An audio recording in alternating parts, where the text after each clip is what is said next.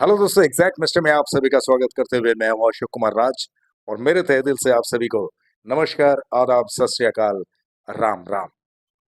तो दोस्तों, आज का ये जो वाकया है साई लीला के ऊपर, ये इतनी बेहतरीन है कि आप लोग वाकई बहुत खुश हो जाएंगे, क्योंकि इसमें बातें कुछ ऐसी हैं जो कि हर एक आम जिंदगी में आम इंसानों के साथ साथ ये मैच करता है।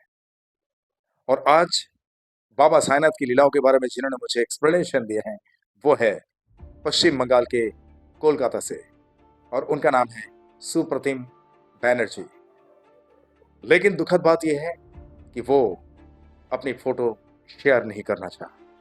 हालांकि उनके पिताजी या माताजी किसी की भी फोटो वो शेयर करने के लिए मना किया, मुझसे रिक्वेस्ट किया कि आप बुरा मत मानना, क्योंकि वाकया ही कुछ ऐसा है और आगे चलते हुए आप लोग भी समझ जाएंगे।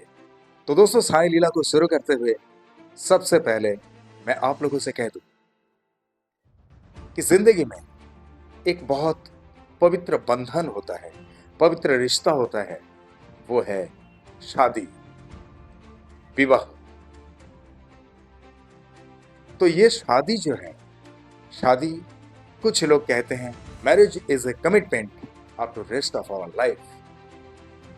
कुछ भी हो, लेकिन यहाँ पे एक जीवन साथी एक दूसरे के लिए होते हैं। स्त्री पुरुष की जिंदगी में और पुरुष स्त्री की जिंदगी में। और यहाँ तक कि इस तरह जो शादी विवाह का परंपरा हमारे दुनिया में आज भी चले आ रहे हैं, और इसी वजह से पूरी दुनिया में आज भी समाज सुरक्षित है और समाज भी बड़े अच्छे तरीके से आज तक चलते जा रहे हैं। क्योंकि अगर हर एक घर में कोई परिवार ना हो तो समाज क्या, पूरी दुनिया का काया ही पलट जाएगा। तो बात यह है ना कि जब शादी होती है, शादी से पहले आज भी बहुत सारे गांव मोहल्ले ऐसे हैं कि जहां पर बहुत बारीकियों से देखभाल की जाती है। अगर लड़के वाले लड़की वाले के घर में जाते हैं तो वहां पर देखते हैं कि उनका खानदान कैसा है, वो लड़की बातचीत कैसी करती है, लड़की जब हंसती है तो उसका शक्ल कैसा लगता है, लड़की जब चलती है तो उसके पैर का पंजा कैसा पड़ता है। ये मैं नहीं कह रहा हूं, ये पारंपरिक तौर तरीके से आज भी चले आ रहे हैं। हालांकि बहुत सारे घर में इस तरह से तो देखभाल नहीं करते हैं, लेकिन बहुत सारे घर में आज भी इस तरह से देखा जाता है। जो मैं नहीं, आप लोगों में से बहुत सारे लोगों को पता है। मेरी तो कोई बात नहीं आती यहाँ पे, क्योंकि मैं खुद भी शादी नहीं किया और मुझे इतनी कुछ जानकारी नहीं है, लेकिन फिर भी सामाजिक तौर तरीके से चलते हुए मैं समझता जरूर हूँ। और संसार क्या होता है, संसार का ज्ञान हमें बचपन से ही देखने को मिल रहा है, क्योंकि हमने अपने मम्मी पापा को भी हमारे घर पे देखे हैं, हमारे भाई भाभीियों को भी देखे हैं, हमारे अड़ोस पड़ोस के चाचा चाची मामा मामी सबको देखे हैं। तो इस वजह से हमें एक्सपीरियंस तो मिल ही जाता है।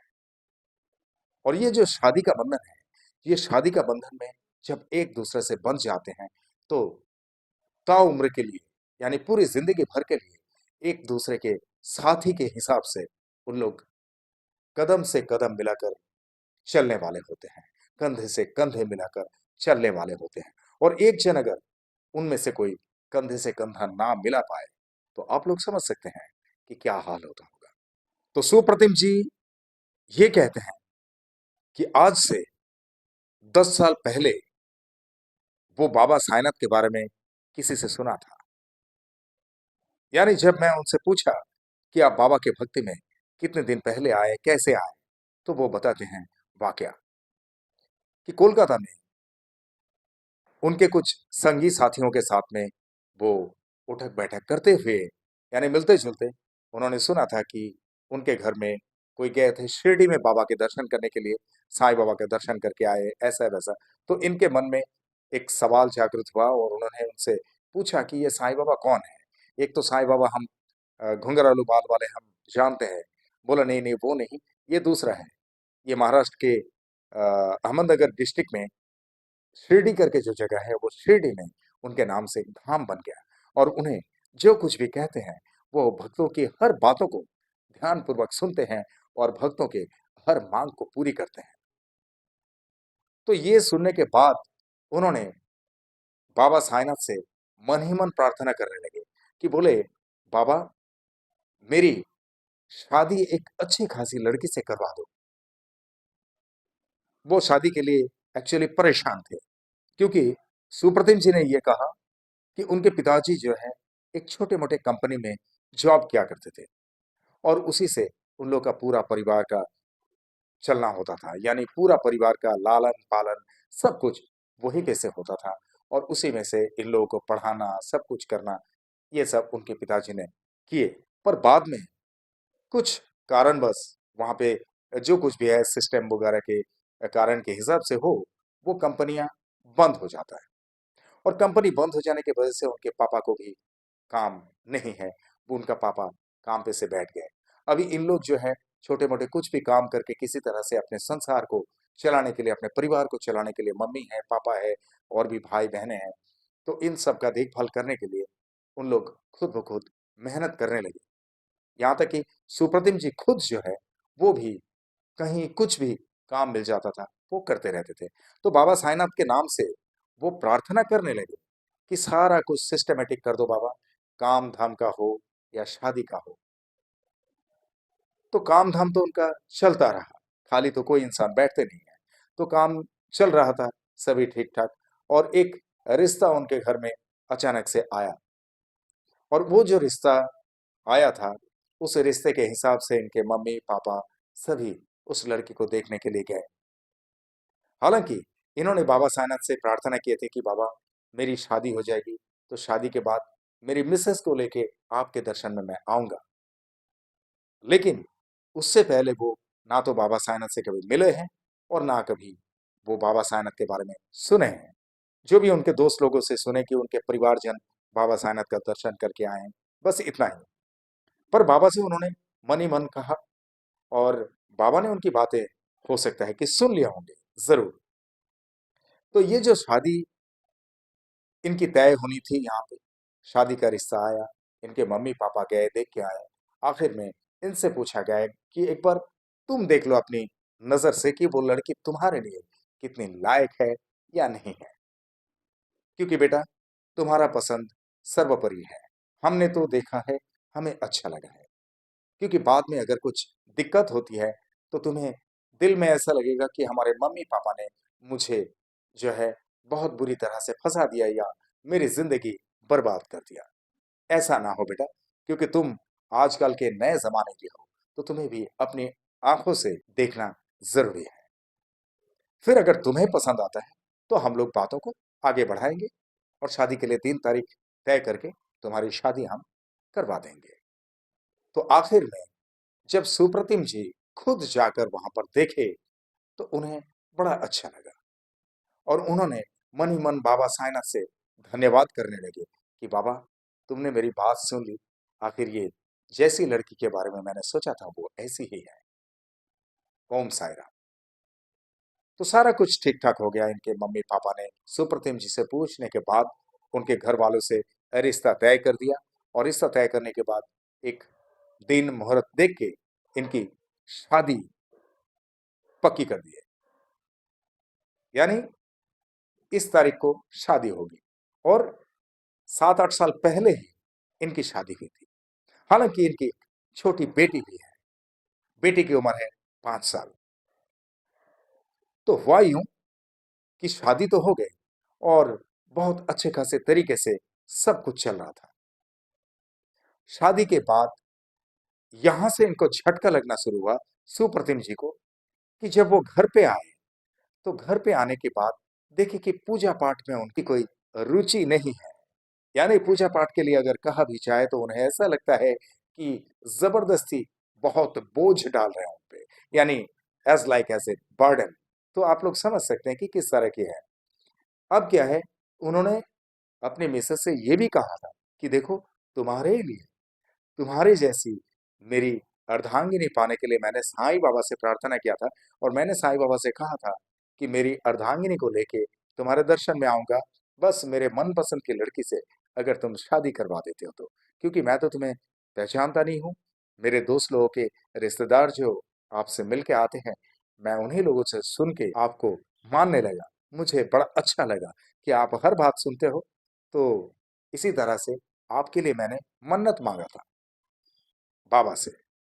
तो आप और मैं शिरडी जाके बाबा का दर्शन करके आऊंगा, और हमारी जिंदगी की खुशहाली के लिए बाबा से प्रार्थना करके आऊंगा, बाबा से आशीर्वाद लेके आऊंगा। तो उनकी बीवी ने एक झटके में कहते, नहीं नहीं नहीं नहीं, ये साईं बाबा कौन, शिरडी का साईं बाबा मैंने सुना था वो मुसलमान है, ऐसा वैसा, और वो जो है वो इंसान है, उसको लोगों ने भगवान बना दिया, ऐसा मैं ये सब नहीं मानती। तुम्हें जाना है तुम जाओ, आराम से घूम के आओ, मैं नेक्स्ट टाइम के लिए सोचूंगी। ये पहला झटका सुप्रतिम जी को लगा यहाँ पे। लेकिन क्या करें, अर्धांगिनी है, नई नई शादी हुई है, कुछ बोल नहीं पा रहे हैं, वरना इनका रेपुटेशन खराब होगा। तो उन्होंने कहा कि चलो ठीक है, अगर तुम नहीं जाना चाहते हो तो मैं खुद ही जाके शिरडी में बाबा का दर्शन करके आता हूँ। और वो सुप्रतिम जी रवाना हो गए फिर बाबा के दर्शन के लिए। और हालांकि वो बाबा का दर्शन करते हुए यही कहा कि बाबा, मेरी जिंदगी में किसी तरह की कोई तकलीफ ना आए, बस सब कुछ तुम्हारे हाथ में छोड़ रहा हूँ, क्योंकि तुम हर भक्तों की बातें बड़े दिल से सुनते हो ना, और उसका प्रतिफल भी देते हो। तो यही सुनने के बाद तो मैंने तुमसे प्रार्थना किया था, और तुमने मेरी प्रार्थना स्वीकार किया। मुझे बड़ी खुशी है इस बात की। और मैं बड़े दुखी मन से आपसे इतना ही कहूंगा कि मैं जो सोचा था वो तो हो नहीं पाया, क्योंकि मैंने ये सोचा था कि मेरी अर्धांगिनी भी मेरे साथ साथ में आएंगे तुम्हारे दर्शन के लिए, लेकिन उन्होंने नकार दिया, क्योंकि तुम्हारे ऊपर उसका कोई विश्वास नहीं है, भरोसा नहीं है। वो कह रही थी, क्या क्या कह रही थी, कि तुम मुसलमान हो, तुम इंसान हो, तुम्हें लोगों ने भगवान बना दिया। ये तो सब तुम्हें पता है ना बाबा। तो ऐसा उन्होंने बाबा से सारी कुछ मन की बातें रखे, मन की बातें किए बाबा से। और उसके बाद वो वहां से बाबा का दर्शन करके जब घर पे आए, तो घर पे आने के बाद कुछ ही दिनों में उनके घर में एक नए मेहमान का आगमन हुआ, एक बेटी के रूप में। तो वो सब कुछ उन्होंने कहा कि ये साईं की ही कृपा है, क्योंकि साईं से मैंने इस तरह से सब कुछ कह दिया। वो साईं के ऊपर ही निर्भर करता है कि कैसे मेरी जिंदगी को चलाना है या नहीं चलाना है। हालांकि इनके घर की हालत जो है बहुत सही तो है नहीं, पैसे उसे के मामले में। कभी कभार कहीं घूमने के लिए अगर जाना हो तो बड़े तरीके से डेट निकालना पड़ता है, क्योंकि पैसा उसी के बारे में बहुत सोचना पड़ता था। ऐसे में इन्होंने क्या किया कि शादी होने के बाद उनकी बेटी भी हो गई, और बेटी होने के बाद उन्होंने तय किया कि मुझे अब कुछ और ही काम करना है। तो उन्होंने ड्राइविंग का काम शुरू किया, ड्राइविंग सीख लिए, और ड्राइविंग सीखने के बाद गाड़ी चलाना शुरू किया, यानी टैक्सी चलाना शुरू कर दिया। और टैक्सी जो चला रहे थे, वो टैक्सी चलाए कम से कम 2-3 साल तक टैक्सी चलाए, और टैक्सी चलाते चलाते कुछ पैसा जमा करके सबसे पहले एक टैक्सी उन्होंने खुद खरीद लिया। और खुद खरीदने के बाद उसे चलाना शुरू कर दिया। और वो खुद अपनी टैक्सी शुरू करने के बाद एक और टैक्सी खरीद लिए, और उसको कॉन्टैक्ट में दूसरे ड्राइवर के हाथ में दे दिए। तो वहां पे से भी कुछ पैसा आना शुरू हुआ। अब इनको बहुत खुशी हुई मन में कि बाबा साईनाथ, मेरी तो जिंदगी ही बदल दी। और बाबा साईनाथ इस तरह से बातें सुनते हैं, ये मुझे पता ही नहीं था। और हमेशा बाबा को धन्यवाद करते रहते थे, और ओम साई राम, ओम साई राम। वो जब गाड़ी में बैठते थे तो बोले कि सबसे पहले मैं गाड़ी में बैठते हुए बाबा का नाम लेके बैठता था। हालांकि आज भी वो जो गाड़ी चलाते हैं, उस गाड़ी में बैठने से पहले बाबा का नाम लेते हैं, और गाड़ी को पार्क करने के बाद जब घर पे आ जाते हैं रात को, तब भी वो ओम साई राम करके ही घर पे आते हैं। इतनी भक्ति है इनमें, ओम साई राम। लेकिन इनकी बीवी, उनके बारे में तो आप लोगों ने सुने, उनकी बीवी को शॉपिंग करना था। यानी हर एक वीकेंड में वो कहते थे, चलो ना थोड़ा शॉपिंग करके आते हैं। हालांकि वो कहते थे, देखो शॉपिंग करने की क्या जरूरत है, हम लोग दुर्गा पूजा में या काली पूजा में या सरस्वती पूजा में, नए साल में कभी भी तो हम लोग शॉपिंग कर सकते हैं। ऐसा हर हफ्ते में जाने की कोई जरूरी थोड़ी ना है। बोला, अरे तुम ऐसे बोलते हो यार, जैसे कि मान लो वो करोड़ों करोड़ों का खर्च करने की मैं बात कर रही हूँ। ऐसा हर हफ्ते में क्या है कि कुछ ना कुछ हम लेके आएंगे, तो वो भी जमा रहेगा। और ऐसा तो नहीं है खास कि दुर्गा पूजा में शॉपिंग करना है या काली पूजा में शॉपिंग करना है। ये कौन सी बात है? हमारे पास जो कपड़ा रहेगा वही पहनेंगे, लेकिन शॉपिंग करने को अच्छा लगता है, इसीलिए। और ये तो हर घर वाले वैसे ही करते हैं। जैसे हफ्ते में एक दिन कहीं बाहर जाके खाना खाना। रोज तो हम घर में बनाते हैं, घर में खाना खा के हम पक जाते हैं, घर में खाना खा के बोर हो जाते हैं। इसीलिए कम से कम स्वाद बदलने के लिए एक दिन कम से कम बाहर तो खाना जरूरी होता है ना। और तुम मेरे हस्बैंड हो, मैं तुम्हें नहीं कहूंगी तो किससे कहूंगी? तो ये सारी बातें सुनने के बाद सुप्रतिम जी के मन में क्या बीतता होगा, ये आप लोग समझ सकते होंगे। अब सुप्रतिम जी वो घबरा जाते थे कि उन्हें कैसे मैं तसल्ली दूं, उन्हें कैसे मैं समझाऊं कि हमारी माली हालत ही ठीक नहीं है। तुम एक हफ्ते में जो शॉपिंग करके आओगे, उसमें हमारे पूरे महीने का राशन पानी आ जाएगा घर में। हालांकि कहावत में है ना, बाप बड़ा ना भैया सबसे बड़ा रुपया। अगर पैसा जेब में ना हो तो कितना भी हैंडसम लड़का हो, वो भी फीका पड़ जाता है। कोई लड़की उसको भाव नहीं देंगे। और हर लड़की यही देखते हैं सबसे पहले कि बाइक कौन सा चला रहा है, वो गाड़ी कौन सा यूज कर रहा है, बंगलो या फ्लैट कैसे जगह पे वो रह रहा है, उसका चाल चलन क्या, उसके पैर में कितने हजारों का जूता है, या जो जैकेट पहना हुआ है वो कितने हजार का है। उनका गुण, उनका क्वालिफिकेशन कुछ काम नहीं आता। यानी यहाँ पे कहावत मेरे तरफ से, मैं खुद कह रहा हूं, ये किसी किताब में नहीं पढ़ा। आप लोग भी सुन लीजिए कान खोल के कि अगर किसी पंडित का जनेऊ उतार के और उसे चौराहे पे जूता सिलाने के लिए बिठा दिया जाए, तो उसे चमार के सिवा पंडित कोई नहीं कहेगा।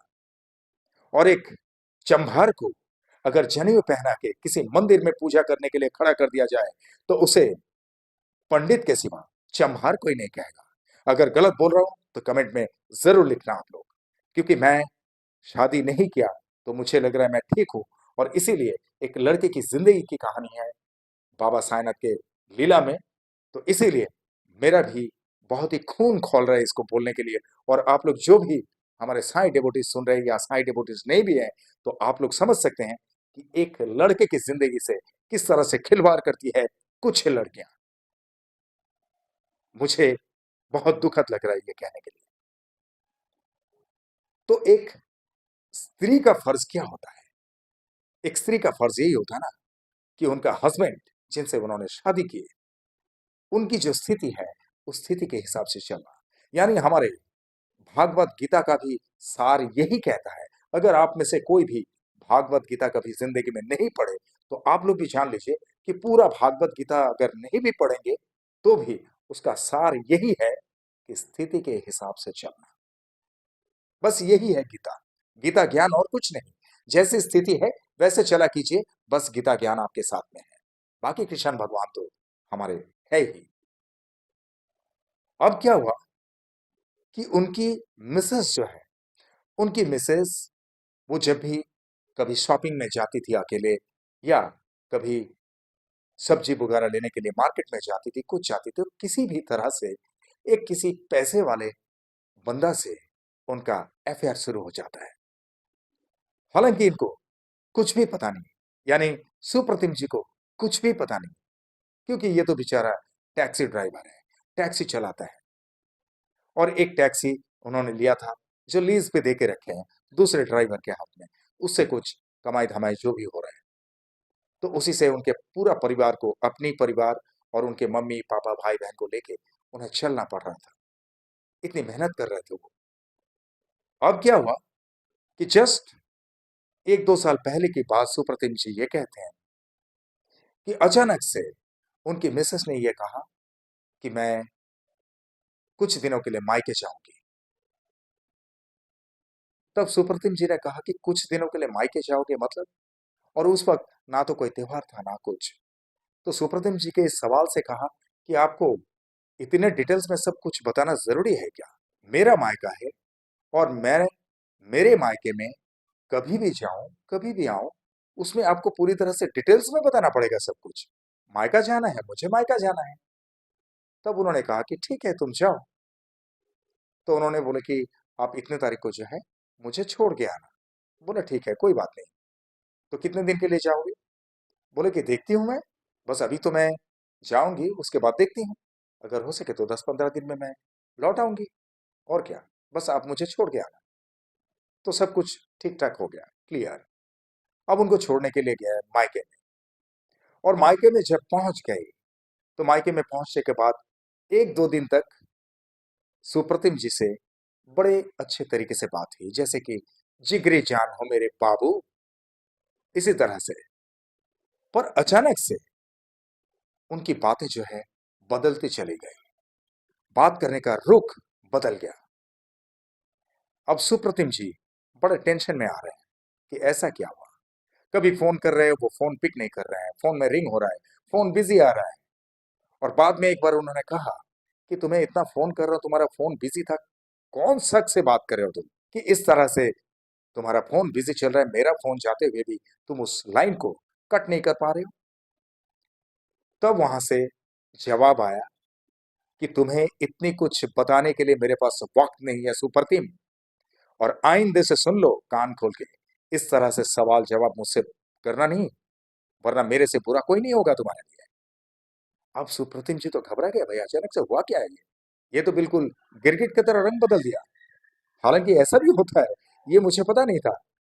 तो बोला ठीक है ठीक है, अगर मुझसे गलती हो गई तो माफ करना, लेकिन मैं जब फोन करूंगा ना, मेरा नंबर देख के आप सामने वाले किसी से भी बात करते हो तो उनसे कह देना कि मेरे हस्बैंड का फोन आया, मैं जरा उनसे बात करके फिर फोन करती हूँ, उसके बाद तुम किसी से भी बात करो।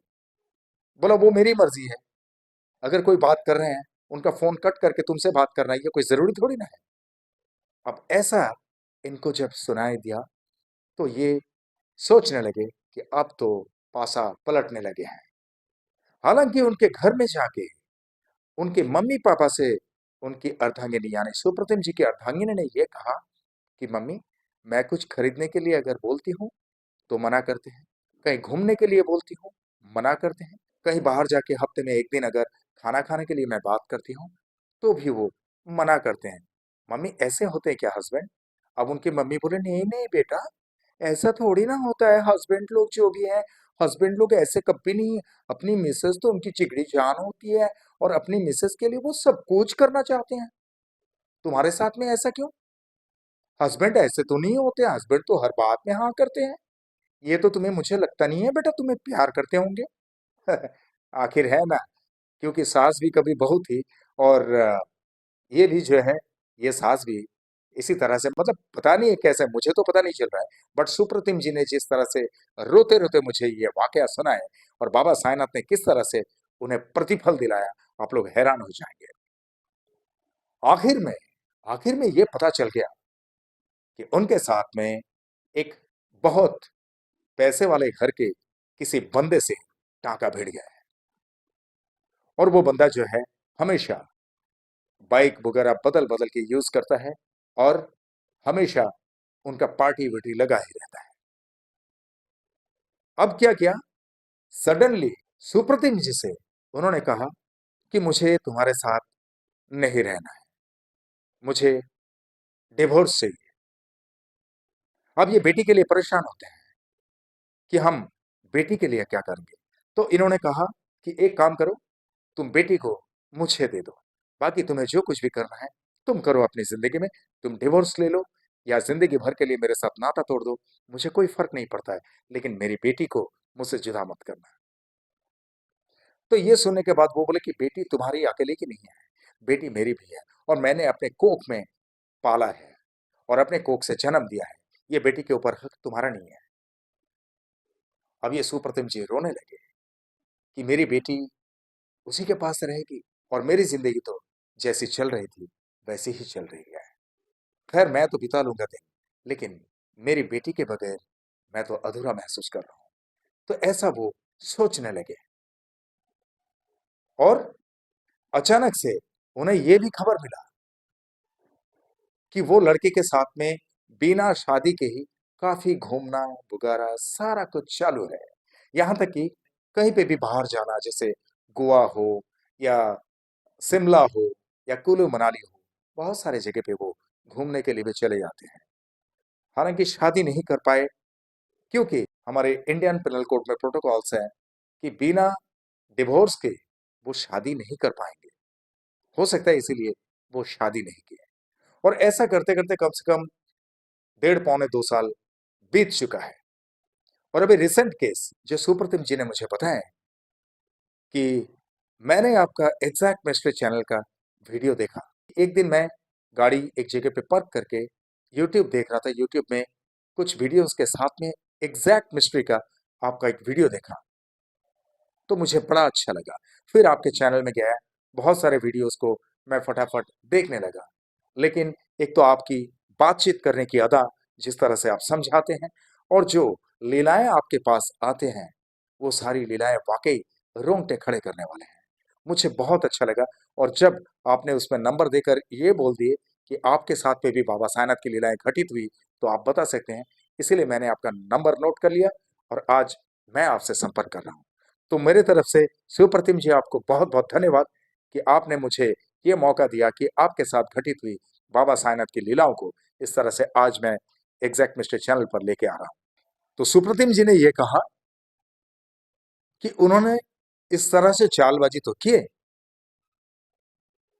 एक दिन अचानक से अभी नवंबर के 24-25 तारीख के बीच में एक वाकया उन्होंने बताया कि वो जो उनका नया मंगेतर है, जिनके साथ में वो दोस्ती यारी करके घूमते रहते हैं, जिनके वजह से डिवोर्स की धमकी देते हैं, वो बंदा जो है उसके किसी दोस्त के बर्थडे पार्टी में एक दिन गया था।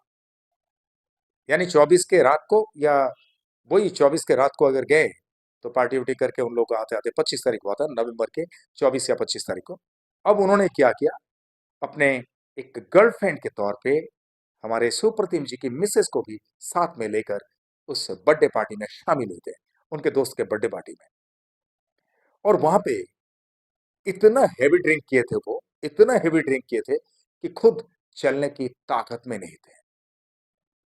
अब उन लोग जहाँ पे पार्टी कर रहे थे वहां पे कुछ सीढ़ियां लगी हुई थी कि वो ऊपर पार्टी चल रहा है और सीढ़ी से नीचे की तरफ आना है। अब एक ही सहारा उनकी मिसेस है, और उनकी मिसेस जो है उनको पकड़ के ला रहे थे, और उनके सारे के सारे दोस्त लोग जो है पुष्टा, और उसके किसी भी दोस्त के ऊपर सुप्रतिम जी की मिसेस भरोसा नहीं कर पाए, क्योंकि सारे के सारे लोगों का जो है टांग लड़खा रहा है। उससे बेहतर उन्होंने सोचा कि मैं खुद ही बैलेंस करके इनको अपने हाथ से पकड़ के सीढ़ी के नीचे तक लेके जाऊं। तो सीढ़ी के नीचे तक जैसे लेके चलने लगे, उसका ऐसे पैर फिसला, वो पैर फिसलने के बाद वो वहां से रोल होता हुआ ऐसे नीचे तक गिरा कि आज वो कोमा में चले गए। बोले मेरे साथ, ओम साई राम। समझ गए ना आप लोग? ये बाबा साईनाथ हैं। हिसाब बड़ा क्लियर करते हैं वो, पाई टू पाई हिसाब करते हैं। एक पैसा भी इधर उधर नहीं होता है हमारे साई के हिसाब में। किसी सहृदय व्यक्ति का हृदय को तोड़ना ये अच्छी बात नहीं है। अगर कोई सच्चे हैं, उसको झूठा ठहराना ये अच्छी बात नहीं है। अगर दिल से चाहने वाले कोई होते हैं, थोड़ी कड़क बोली उनकी जरूर हो सकती है, लेकिन दिल उनका बड़ा साफ होता है। और उस दिल को पढ़ने के लिए किसी इंसान के बस में वो ताकत हो या ना हो, हमारे साईं जरूर उस दिल को पढ़ सकते हैं कि कौन सा इंसान कैसा है। खैर, यहाँ पे मैं एक चेतावनी के तौर पे आप सबसे इतना कहूंगा, लालच, लालच से पाप, और पाप से मृत्यु, ये आप लोग भी ध्यान रख के चलना। हर घर में हमारी छोटी छोटी बहनें हैं, भाई हैं, उन सारे लोगों को इसके बारे में जानकारी होना जरूरी होता है, और किसी की जिंदगी से कभी भी खिलवाड़ नहीं करना चाहिए। और अगर हस्बैंड हस्बैंड से शादी करवाने से पहले, यानी कोई भी घर की लड़की जब शादी करते हैं या शादी करवाते घर वाले लड़की की, तो उससे पहले ही जान लेना जरूरी है कि लड़का कितना सही है या नहीं है, और इसका फ्यूचर कितना ब्राइट हो सकता है। ये सारा कुछ देखने के बाद ही, ऐसा नहीं कि शादी के बाद वो घर पे डाइनिंग टेबल में खाना खा रही होती है और वहां पे जाके अगर जमीन पे चादर बिछा के या चटाई बिछा के खाना खाना पड़े, तो उस वक्त मुंह सिट करना नहीं चाहिए। क्योंकि ऐसे भी बहुत सारे लोग हैं जो घर में तो बड़े अधिकारी पड़े हुए हैं, लेकिन खुद जाके किसी और के दरवाजे पे चौकीदारी का काम कर रहे हैं। अगर नहीं पता तो मुझसे पूछ लेना, मैं अपने पर्सनली आप लोगों को एविडेंस के साथ में बता दूंगा। ऐसा भी होता है क्योंकि पैसा, सबसे पहले बोला ना आप लोगों को कि बाप बढ़ाना भैया सबसे बड़ा रुपया। कुछ लोग ऐसे कहते हैं कि फलाना बंदा बाइक का शौकीन है, उनके पास 4-5 बाइक है, गाड़ियों का शौकीन है, 4-5 गाड़ी। अरे हम लोग क्या घास छिल रहे हैं? हम शौकीन नहीं है। अगर पैसा ही नहीं है बलबूते पे एक साइकिल खरीदने का, तो बाइक के बारे में सोचना ही तो दूर है। इसीलिए मैं कह रहा हूं, आप लोग मुझे माफ करना, मैं थोड़ा एक्साइट हो गया हूं क्योंकि मैं भी एक लड़का हूं और शादी से पहले मुझे भी काफी कुछ सोच समझ के ही शादी करना पड़ेगा, मैं ये जानता हूं। और ये तो बाबा के हाथ में है और आप लोग के बेस्ट विशेस के ऊपर डिपेंड करता है कि मेरी शादी किससे होगी और कौन मेरी अर्धांगिनी बनेगी। वो तो मुझे पता नहीं है और वो कैसी होगी। एनीवे, आज जो है, आज हमारे सुप्रतिम जी इस वजह से बड़े खुश हैं, और खुश उसके लिए नहीं कि वो बंदा कोमा में है। नहीं नहीं, उन्होंने कहा कि वो कोमा में चले गया, मैं किसी की जिंदगी के लिए या किसी के खात्मे के लिए मैं बाबा से प्रार्थना नहीं करूंगा। लेकिन मुझे खुशी इस बात की है कि बाबा किस तरह से बातें सुनते हैं और बाबा किस तरह से हर भक्तों के मन की बातों को पढ़ने के बाद उसे प्रतिफल देते हैं। इसीलिए मुझे बाबा के ऊपर नाज है, बाबा के ऊपर फख्र है। बोलिए मेरे साथ ओम साई राम। तो मैंने खुद अपने तरफ से सुप्रतिम जी को तसल्ली देते हुए कहा कि सुप्रतिम जी, घबराइए मत, क्योंकि भगवान की लाठी जब पड़ती है ना, तो आवाज किसी को सुनाई नहीं देती है, बट दिख जाते हैं जरूर। ओम साई राम। तो अभी सुप्रतिम जी ये कहते हैं कि मैं अब उससे कुछ भी हो जाए, मैं डिवोर्स देकर ही रहूंगा। मुझे और दोबारा उसके साथ में संसार करना ही नहीं है, यानी परिवार के बंधन में बंधना ही नहीं है। और बेटी, मैं समझ लूंगा कि वो बेटी मेरे नसीब में ही नहीं है, मैं दूसरी शादी कर लूंगा, वो भी सही है। मैं बाबा से ही प्रार्थना करूंगा, बाबा मेरे लिए दूसरी शादी का बंदोबस्त कर दो, क्योंकि बाबा ही जब बंदोबस्त कर दिए तो बाबा फिर से बंदोबस्त कर देंगे। और आज सुप्रतिम जी इसी आश में बैठे हुए हैं कि मैं जैसा हूँ ठीक हूँ। हाँ, उन्होंने एक और अपडेट किया कि अभी 2 महीना पहले एक और गाड़ी उन्होंने खरीद ली।